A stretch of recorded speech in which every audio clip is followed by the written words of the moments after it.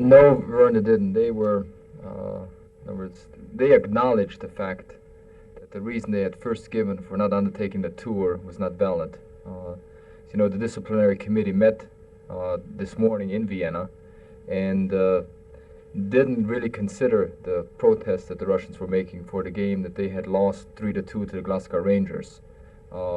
And also the committee did indicate to them, as we had anticipated, the fact that if a hearing does come up, it won't be until late June or early July. And if the game is to be ordered to be replayed, it will not be replayed until July or maybe August. So the Soviets left it at that, and they said, well, if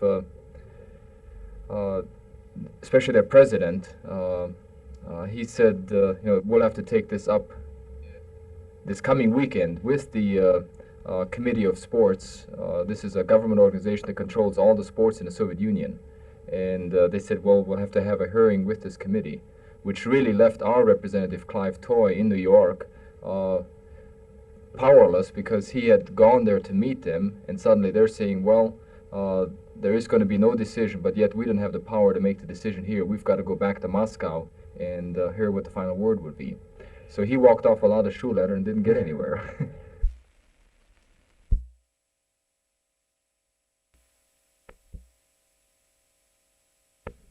Every state has its own problem in how to finance education.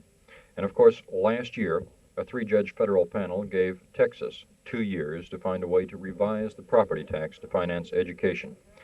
Governor Preston Smith has given no indication that he would include that in a call for a special session next week. But here at the National Governors Conference, there are men who feel they've taken at least a step towards solving that problem. One such governor is Robert Ray of Iowa, who listed some of the steps Iowa has taken in an attempt to solve that problem. We boosted the income tax, feeling it's the most fair of all taxes. And as a result, we solved a problem. It doesn't mean that our property taxes have gone down enough, but it does mean that over this last year and a half, they've dropped, on the average, 5 mills across our state. One of our basic problems has been the federal government, who pumps about 3.5% of our school aid money into our state, has also tried to tell us exactly what we can do with our plan. They now accuse us of supplanting the federal funds with the new money that we're sending to the local level from the state.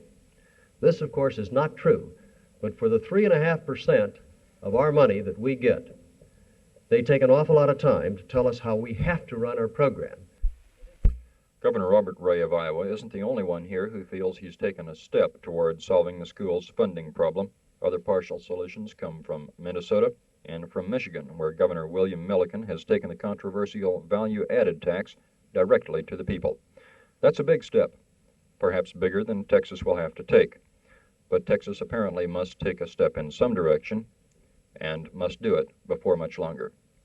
Phil Reynolds, Channel 8 News on the Move at the National Governors Conference in Houston.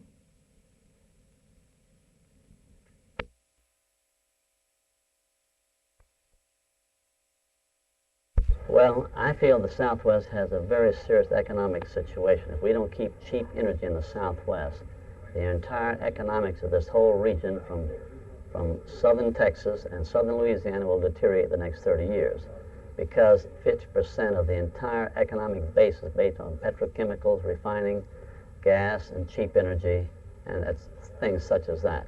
So if we don't work offshore in all the deep basins and all the other areas with a better gas price and oil price too, which we need very badly, then the economic situation will deteriorate, and we must answer to this, and the independents have a big role in doing this.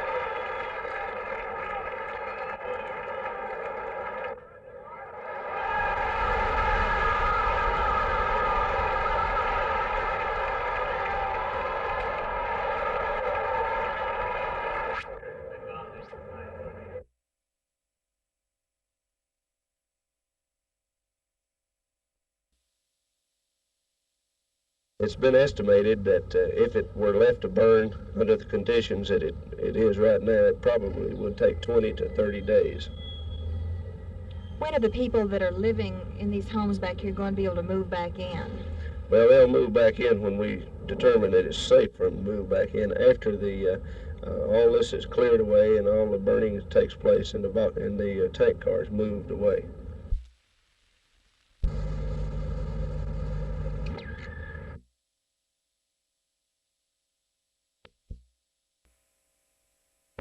Though other presidential candidates are expected at the conference, McGovern has thus become the first to closet himself with chief executives.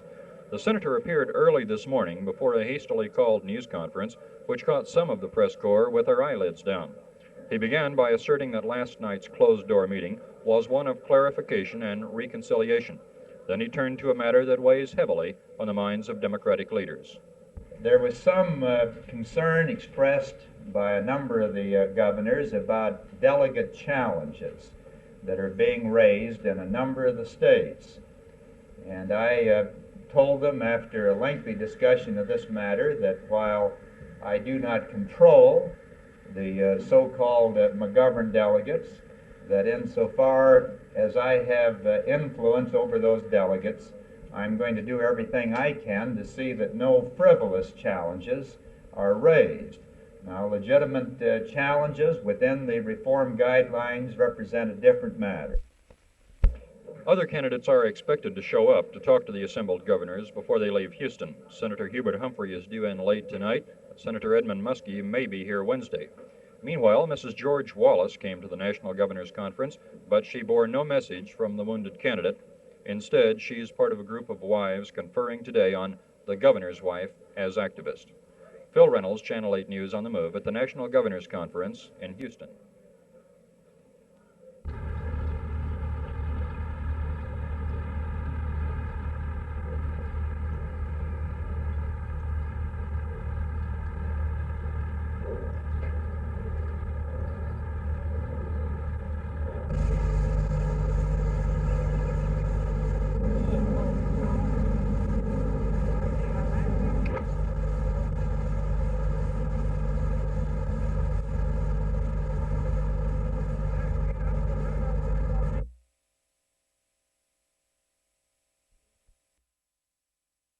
Well, both of our windows in the living room and the dining room was broken out, and a chandelier in the dining room, and the fan was almost out of the frame. And Who do you expect to repay you for this damage? well, now that's the $64 question. We are hoping that the railroad will take care of it. We are not sure. They say it's liable to go off and it's danger for the children to be here, and I said I won't keep my children away from here.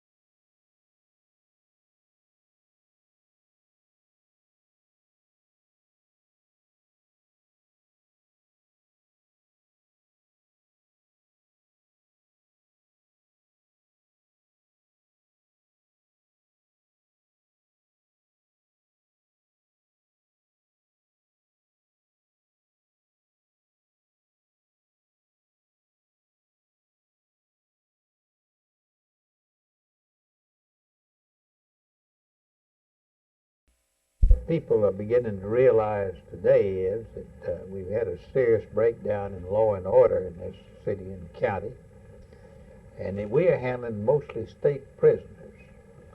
And it's ridiculous that we ask the local taxpayer, who is up to the hilt now on taxes, to furnish a country club for these people over here. Well, it might very well do it. What is considered a privilege today may be a right tomorrow. We don't know. The decision to appeal to the U.S. Supreme Court, if necessary, was made this afternoon in a hurriedly called meeting between a group including Judge Sterrett, Sheriff Jones, and District Attorney Henry Wade. Wade said he would file a brief with the Fifth Circuit Court of Appeals after it was determined just how much the changes would cost. Jerry Park, Channel 8 News on the Move, the Dallas County Courthouse.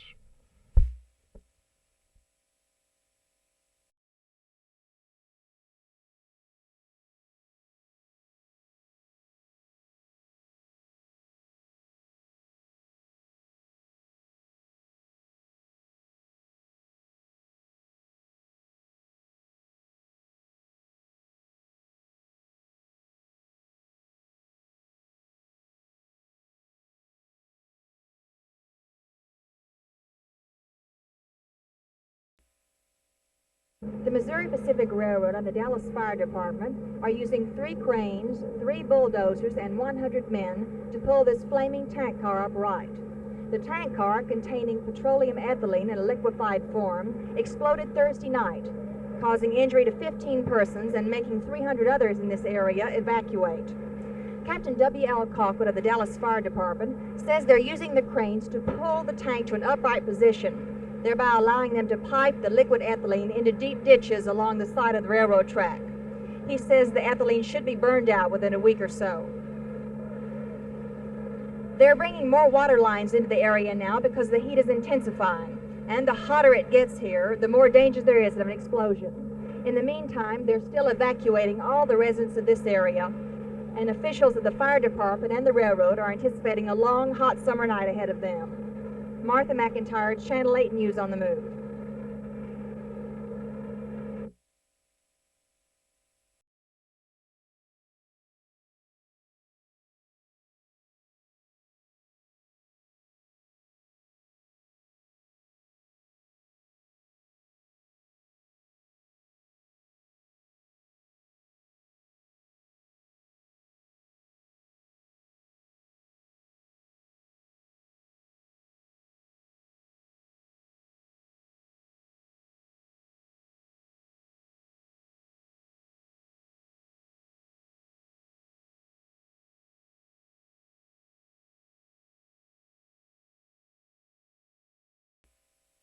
He read many of the telegrams himself and enjoyed hearing from each of you. And once again, I would like to thank you for, as of yesterday, I believe your vote to send another expression to him. And he's doing well and expects to be at the convention in Miami.